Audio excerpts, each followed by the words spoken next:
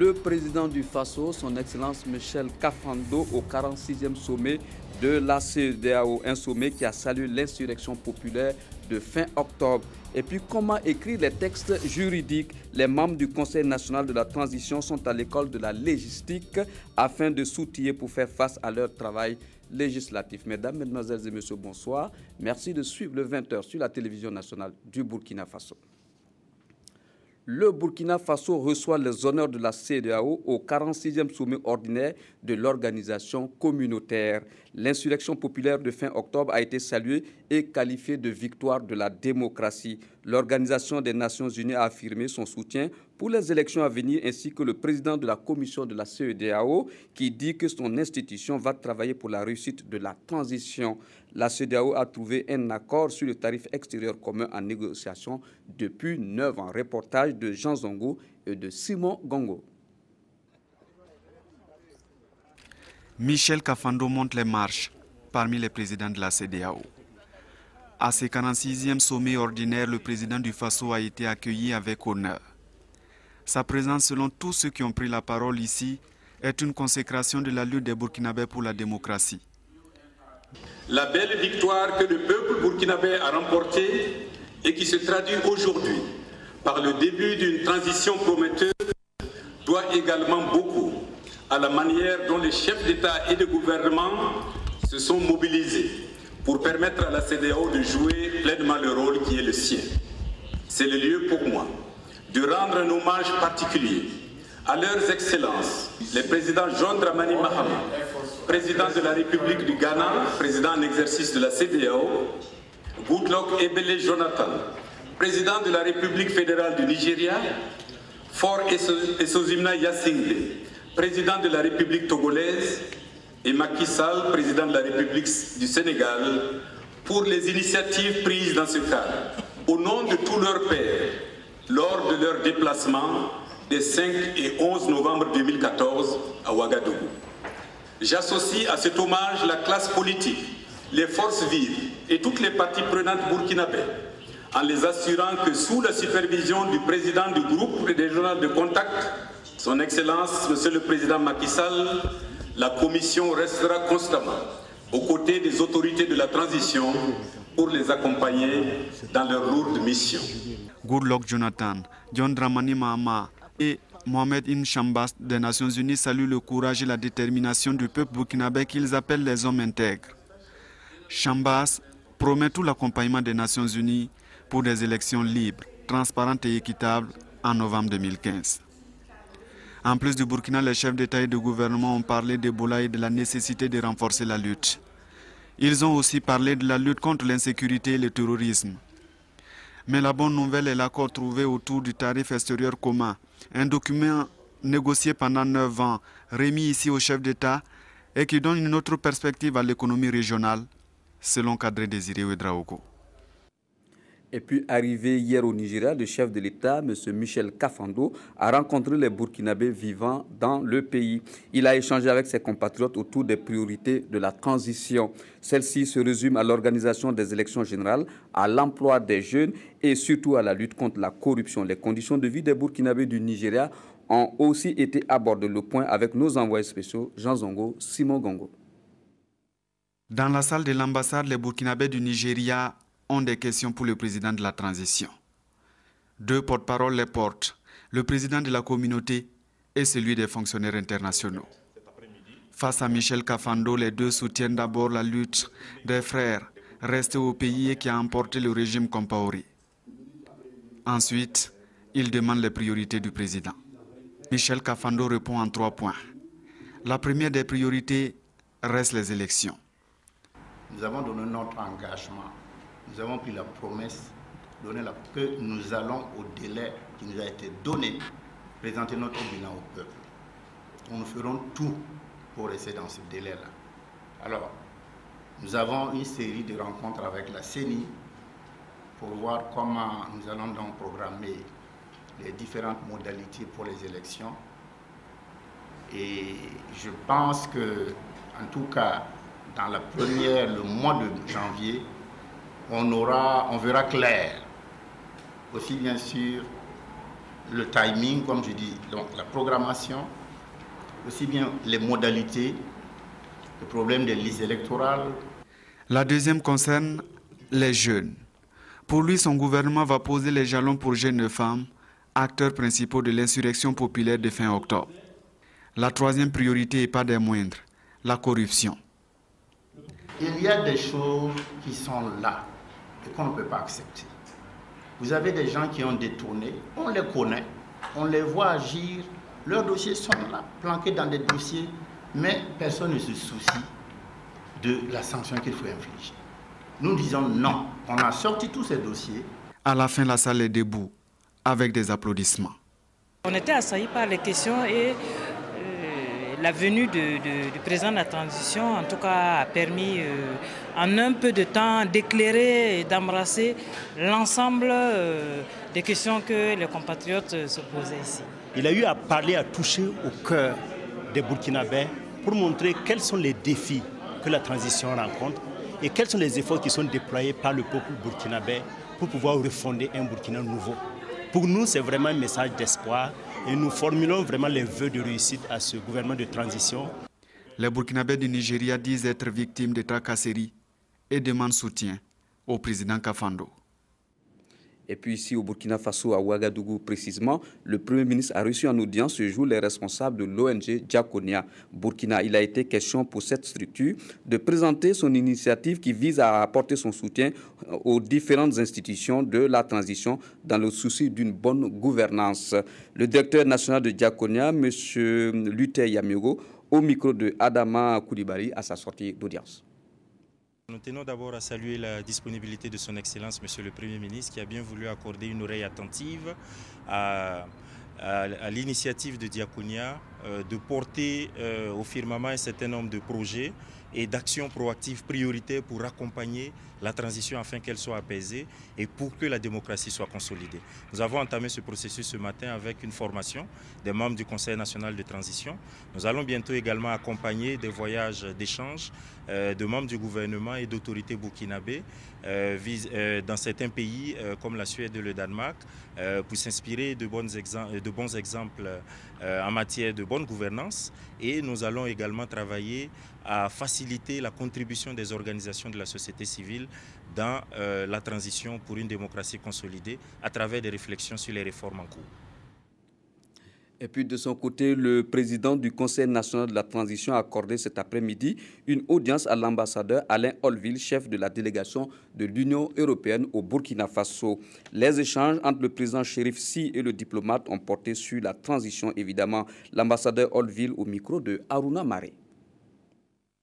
L'idée, c'était à la fois d'exposer, pour ce qui nous concerne, un petit peu ce que c'est que l'Union européenne, les institutions et les États membres qui travaillent ensemble, les instruments dont on dispose, la dimension politique de notre travail en commun, et puis d'entendre bien sûr le président du Conseil national de transition exposer la manière dont il entendait travailler, faire travailler son institution et puis en relation avec les autres institutions de la transition.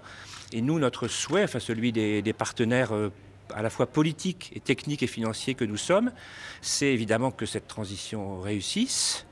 Et pour cela, évidemment, nous avons besoin d'avoir une idée plus claire de ce que va être le calendrier de ce processus à partir du choix des dates des élections, les grandes orientations retenues, les priorités, même si on a quelques idées, mais elles doivent être exprimées, et puis aussi les attentes prioritaires qui nous seront adressées, dont nous avons besoin pour élaborer notre propre travail d'accompagnement, même si nous avons déjà commencé à y travailler. Pour ce qui concerne les Européens, on a le souhait de pouvoir accompagner. Ce qui est important, c'est de savoir où on va. Et les Européens, les États et les institutions feront en sorte d'apporter leur concours, comme elles se doivent de le faire, pour contribuer à la réussite de la transition. Et puis avant de poursuivre ce journal, je vous donne lecture de ces arrêtés du ministère de l'administration territoriale, de la décentralisation et de la sécurité. Arrêté numéro 0053, MATE-DS CAB, portant suspension du Congrès pour la démocratie et le progrès, CDP. Le ministre de l'administration territoriale, de la décentralisation et de la sécurité, vu la Constitution, vu la charte de la transition, vu le décret numéro 2014-001 presse-trans du 18 novembre 2014 portant nomination du Premier ministre, vu le décret numéro 2014-004 presse-trans PM du 23 novembre 2014 portant composition du gouvernement, vu le décret numéro 2014-005 presse PM du 23 novembre 2014 portant nomination d'un secrétaire général du gouvernement et du Conseil des ministres, vu le décret numéro 2013-104 presse PM SGG-CM du 7 mars 2013 portant attribution des membres du gouvernement, vu la loi numéro 032-2001 AN du 29 novembre 2001 portant charte des partis et formations politiques au Burkina Faso. Arrête. Article 1. En application de l'article 30 de la loi numéro 032-2001 AN du 29 novembre 2001 portant charte des partis et formations politiques, le parti dénommé Parti pour la démocratie et le Congrès est suspendu pour activité incompatible avec la loi portant charte des partis et formations politiques au Burkina Faso. Article numéro 2. Le secrétaire général du ministère de l'administration territoriale, de la décentralisation et de la sécurité est chargé de l'exécution du présent arrêté qui prend effet à compter du 15 décembre 2014 et sera publié partout où besoin sera. Ouagadougou le 15 décembre 2014 et c'est signé M. Auguste Denis Barry, ministre de l'administration territoriale et de la décentralisation, officier de l'ordre national. Et puis ce deuxième arrêté du ministère de l'administration territoriale, de la décentralisation et de la sécurité, arrêté numéro 0052 MATDS CAB, portant suspension de la Fédération associative pour la paix et le progrès avec Blaise Compaoré, FEDA-BC. Le ministre de l'administration territoriale, de la décentralisation et de la sécurité, vu la Constitution, vu la charte de la transition, vu le décret numéro 2014-001 presse-trans du 18 novembre 2014 portant nomination du Premier ministre, vu le décret numéro 2014-004 presse-trans PM du 23 novembre 2014 portant composition du gouvernement, vu le décret numéro 2014-005 presse PM du 23 novembre 2014 portant nomination d'un secrétaire général du gouvernement et du Conseil des ministres, vu le décret numéro 2013-104 presse PM SGG-CM du 7 mars 2013 portant attribution des membres du gouvernement, vu la loi numéro 19-92 ADP du 15 décembre 1992 portant liberté d'association. Arrête. Article numéro 1. En application de la loi numéro 10-92 ADP du 15 décembre 1992 portant liberté d'association, la Fédération associative pour la paix et le progrès avec Blaise Compaoré, FEDA-BC, est suspendue pour activité incompatible avec la loi portant liberté d'association au Burkina Faso. Article numéro 2. Le secrétaire général du ministère de l'administration territoriale, de la décentralisation et de la sécurité est chargé de l'exécution du présent arrêté qui prend effet à compter du 15 décembre 2014 et sera publié partout où besoin sera. Ouagadougou le 15 décembre 2014, signé M. Auguste Denis Barry, officier de l'ordre national. Et puis cet autre arrêté du ministère de l'administration territoriale, de la décentralisation et de la sécurité, secrétariat général, arrêté numéro 2014-54 MATDS-SG-DGLP portant suspension de l'Alliance pour la démocratie et la Fédération Rassemblement démocratique africain. Le ministre de l'administration territoriale et de la décentralisation et de la sécurité, vu la Constitution, vu la charte de la transition, vu le décret numéro 2014-001 presse-trans du 18 novembre 2014 portant nomination du Premier ministre, vu le décret numéro 2014-004 presse-trans PM du 23 novembre 2014 portant composition du gouvernement, vu le décret numéro 2014-005 presse PM du 23 novembre 2014 portant nomination d'un secrétaire général du gouvernement et du Conseil des ministres. Vu le décret numéro 2013-104-presse-PM-SGGCM du 7 mars 2013 portant attribution des membres du gouvernement. Vu la loi 32-2001 portant charte des partis politiques et formation politique au Burkina Faso. Arrête. Article numéro 1.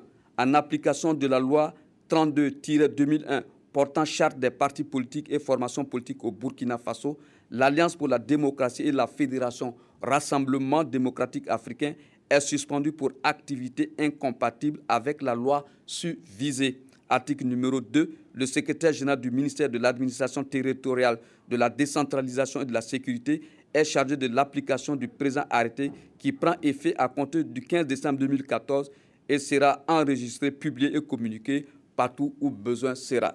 Signé à Ouagadougou le 15 décembre 2014 pour le ministre et par délégation le secrétaire général, M. Sadou Sidibé, commandeur de l'ordre national. Et puis nous continuons le journal pour dire que l'ONG Diakonia renforce les capacités des membres du Conseil national de la transition. Une session de formation sur la légistique, la science sur la rédaction des textes juridiques a été organisée à leur intention. Reportage signé Eleonore Ouedraogo, Yerbanga. Les membres du Conseil national de la transition à l'école de la légistique. Avec les responsables de Diakonia, ils vont apprendre au cours d'une formation les bases de la légistique et renforcer leurs capacités en matière de vote de loi, de consentement des impôts et de contrôle des actions du gouvernement. Les députés de la transition auront à travailler sur des réformes et à notre sens, ces réformes doivent être profondes pour positionner le Burkina vers un changement structurel. À leur agenda, ils auront à voter des lois. Il faut donc que ces lois-là soient dans le sens des attentes des populations. Ils auront à consentir l'impôt. Il faut que cet impôt puisse servir à répondre également aux préoccupations sociales. Ils auront également à contrôler l'action gouvernementale et nous estimons que ce sont des méthodes, des techniques et des outils qu'il leur faut pour être à même de bien jouer leur rôle. Une formation qui vient à point nommé selon le président du CNT, qui voit en cette initiative une compétence de plus pour relever les défis du Conseil. Nous venons de finir la mise en place du bureau et des commissions de l'Assemblée. Et donc nous allons nous attaquer immédiatement, si on peut s'exprimer ici, aux choses plus sérieuses. Donc cette formation qui vient en avant ne peut être qu'une plus-value par rapport à l'exercice des missions qui nous sont affectées. La présente formation est la première étape d'un processus de renforcement des capacités des membres du Conseil national de transition initié par Diakonia en collaboration avec l'ambassade de Suède. Et puis légistique toujours, des agents des impôts, des juristes et des agents du secteur privé ont reçu également une formation dispensée cette fois-ci par le cabinet international d'expertise fiscale et juridique. Le reportage porte la griffe de Bouma Ernest Nébier. Au Burkina Faso, les lois et les décrets jouent un rôle important dans la mise en œuvre de nombreuses réformes concernant par exemple la fiscalité, les budgets, les services publics et les partenariats publics-privés. D'où l'organisation de ce séminaire de formation de 112 heures au profit des agents publics de l'État et du secteur privé sur la légistique, une formation qui devra leur permettre de maîtriser la rédaction des textes juridiques ainsi que leur mise en œuvre. On pourrait définir simplement la légistique comme la science de l'écriture des normes, donc l'art de rédiger les lois. Il s'agit d'outiller les participants aux règles d'écriture des tests, donc aux règles formelles et matérielles d'écriture des tests, de sorte que la qualité des tests pour le futur soit améliorée. Il s'agit de voir effectivement quelles sont les modalités pour bien écrire un texte, pour bien le rédiger, mais aussi d'en voir les objectifs. Il ne suffit pas de bien rédiger, il faut savoir pourquoi on le rédige que bien, c'est-à-dire en fait quels sont les acteurs et les destinataires. À l'issue de la formation, les participants devront être en mesure, entre autres, de rédiger des textes administratifs clairs et d'avoir une bonne compréhension des textes juridiques ainsi que leur interprétation. Une délégation du bureau exécutif du mouvement du peuple pour le progrès MPP était ce samedi 13 décembre 2014 à Zambo et à Dissine, deux localités de la province du Yoba. La mission conduite par Placide Somé et Irénée Somda, tous deux membres du bureau politique de leur parti, est allée traduire le message du président du parti et ainsi faire le point sur la situation nationale après les événements insurrectionnels. Reportage signé Isiaka Nana. Le MPP, le mouvement du peuple pour le progrès, à la rencontre de ses militants. À Zambo et à Dissine, les responsables des sous-sections, des comités de base et les militants des secteurs du village ont partagé le même message avec la délégation du bureau politique national du parti de Roch-Marc Christian Kabori. Suite aux événements qui se sont passés, notre parti a été engagé aux côtés d'autres forces pour chercher le changement. Donc il était de notre devoir de venir rendre compte à nos militants à la base pour leur dire c'est fini la dictature au Burkina, il y a de nouvelles perspectives, engageons-nous pour ces nouvelles perspectives, pour l'alternance et pour la construction d'une vraie démocratie dans notre pays. Des échanges à bâton rompu qui ont permis aux militants et sympathisants présents de rallier la cause du MPP. Nos gens ont été francs parce qu'on veut le changement de nos jours là. Voilà, on ne veut plus être en retard, on veut le changement du pays. Bon, je suis en train de mobiliser dans mon village sans problème. Je les attendais depuis longtemps. Ils nous ont dit de ne plus avoir peur. Voilà, c'est ce que moi j'ai retenu profondément. Et le moins que l'on puisse dire, c'est un sentiment de satisfaction pour la délégation du MPP à l'issue de cette tournée dans ces localités. La mobilisation est très forte, ça c'est un premier constat. À travers les questions, vous avez vu que la population s'est intéressée au parti. Et je pense qu'on peut avoir vraiment des sentiments de satisfaction. Rester mobilisé pour les échéances électorales de 2015, voilà le mot d'ordre que le mouvement du peuple pour le progrès a donné à tous ces militants de Zambo et de Dissine. La délégation du parti a rendu une visite de courtoisie aux chefs de terre dans chacune de ces localités. Agriculture à présent, les cotonculteurs de plusieurs régions du Burkina Faso sont mécontents de la manière de gestion de l'Union nationale des producteurs du coton par ses premiers responsables. Ils l'ont fait savoir ce samedi 13 décembre 2014 lors d'une rencontre. Une rencontre au cours de laquelle ils ont exigé un audit des comptes de cette structure et la dissolution de sa direction. Reportage signé Ali Traoré. Ces producteurs de coton sont venus du Moun, du sud-ouest, du centre-ouest et des hauts-bassins. À l'appel de leurs responsables syndicaux, ils sont réunis ici à Bobo-Dioulasso pour dénoncer, disent-ils, les malversations commises depuis 2011 par la Direction générale de l'UNPCB, l'Union nationale des producteurs de coton du Burkina. Vous savez, nous sommes venus avec la crise. Et dans la crise, on doit être très patient, dynamique, compétent. Mais ce n'est pas le cas. Depuis qu'on est là, on n'a jamais donné de quelque chose aux provinces. Depuis notre président, si ce n'est pas cette année-là, qu'on a donné la raison aux provinces de fonctionner, on n'a jamais donné quelque chose là-bas. Quand on prend les parcelles, un truc qui n'est pas budgétisé, et tu peux payer des parcelles à 270 millions. Même si c'est bien là, il faut convenir à l'Assemblée. Vous voyez les virgules là, présent. Notre rôle, c'est de faire fonctionner les producteurs provinciaux, départementaux, ceux qui produisent le coton. Nous sommes en train de gérer notre politique ici.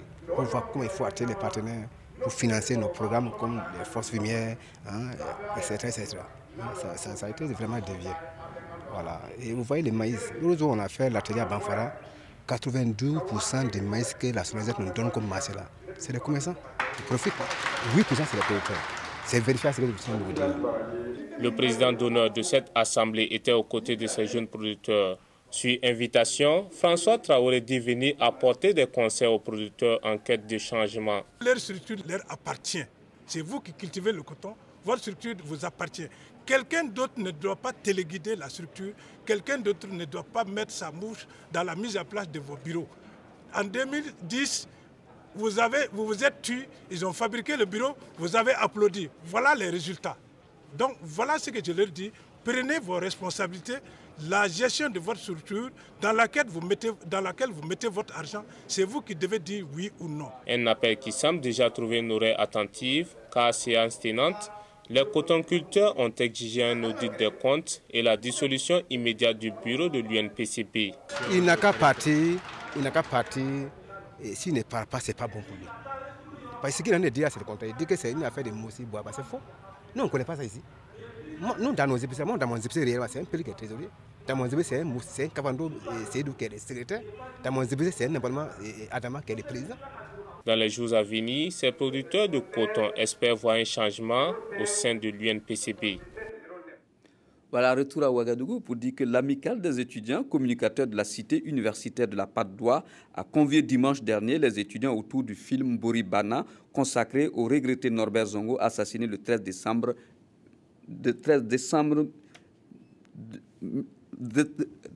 assassiné le 13 décembre, une façon de rendre hommage à leur illustre aîné. Le reportage est signé Aruna Mare. Norbert Zongo était dans les esprits à la cité universitaire de la Patte d'Oie.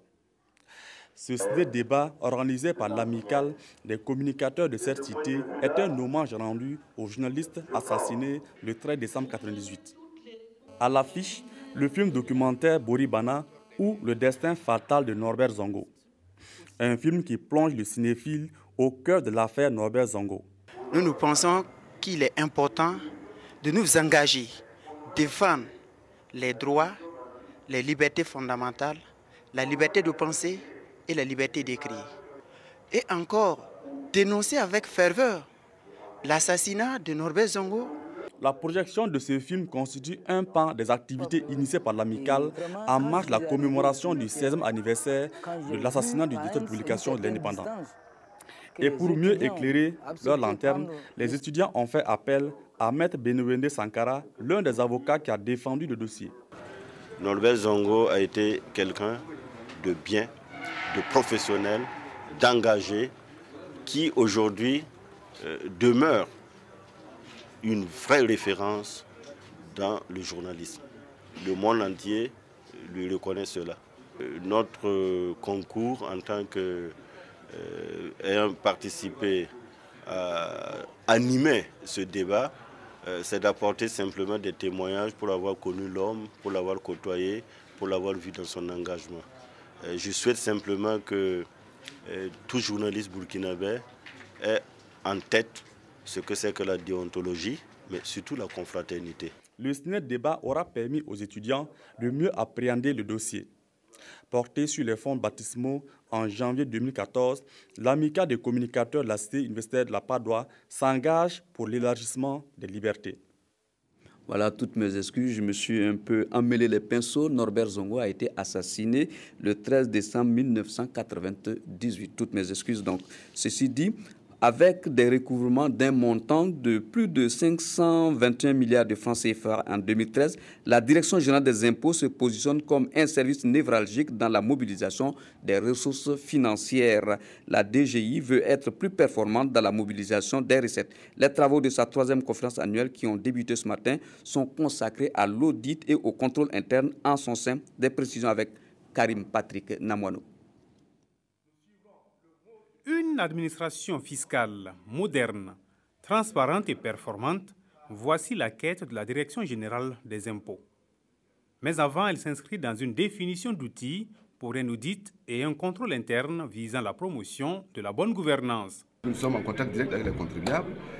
Nous voulons pouvoir mesurer les risques au niveau de la Direction générale des impôts. C'est pourquoi nous avons voulu réfléchir sur cette question afin que les experts qui ont été conviés à cette réunion puissent nous donner les bonnes orientations nécessaires pour qu'on puisse aboutir aux résultats escomptés.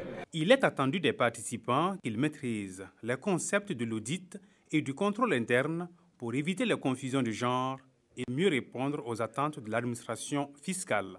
Et nous attendons une modernisation de l'administration des impôts et puis un renforcement des mécanismes de prévention, en tout cas de tout ce qui peut consister en des dérives ou en tout cas des défiances en matière de mobilisation des ressources. Dans un environnement politique et économique international exigeant, le Burkina Faso s'est engagé dans la budgétisation par programme à l'horizon 2015. La finalité, moderniser la gestion des finances publiques. Et puis, de son côté, dans le cadre de ses activités 2014, la Direction générale du contrôle des marchés publics et des engagements financiers organise depuis ce matin le 22e forum des contrôleurs financiers. Thème, le contrôle de l'exécution physique de la commande publique. Le reportage est de Draman Guéné. Jadis, dans les bureaux à contrôler la régularité des dépenses publiques, Les contrôleurs financiers sont habilités depuis novembre 2013 à se déporter sur le terrain pour vérifier l'exécution physique de la commande publique avec pouvoir d'enquête. Pour mener à bien cette nouvelle attribution, les contrôleurs financiers reçoivent ici une formation à l'occasion de leur 22e forum. C'était essentiellement l'exécution financière qui faisait office de la bonne réalisation des travaux, essentiellement. Ce n'était pas seulement ça. Maintenant que l'accent sera mis sur la vérification de l'existence sur le terrain, je pense que c'est déjà une très bonne chose. Nous allons suivre une communication qui sera livrée par l'Inspection générale des finances sur l'audit des marchés publics. Après, nous allons nous-mêmes, en tant que direction générale, échanger avec l'ensemble des collaborateurs pour appréhender les difficultés qu'ils ont à mettre en œuvre justement le contrôle de l'exécution physique de la commande publique. Au terme de cette rencontre, ces contrôleurs financiers vont comprendre les objectifs et le processus du contrôle physique du service fait. Toute chose qui va leur permettre d'appréhender les difficultés liées à ce contrôle. Santé animale à présent, 3 jours pour renforcer les capacités des vétérinaires et ingénieurs d'élevage. Cette formation vise à soutenir le secteur de l'élevage en vue d'un rendement de qualité. Le reportage est de Abdul Rasmane Zongo. Vétérinaires et ingénieurs d'élevage sont à l'école de renforcement de leurs capacités. Cette formation rentre dans le cadre de l'accomplissement de leur mission dans le domaine de l'évaluation des performances des élevages, de la visite de l'élevage à l'audit. La cérémonie dure 3 jours et est également soutenue par une remise de matériel. Cette remise de matériel d'ailleurs permet de doter l'ENESA à la fois de matériel pédagogique mais aussi de matériel de laboratoire pour assurer ses performances.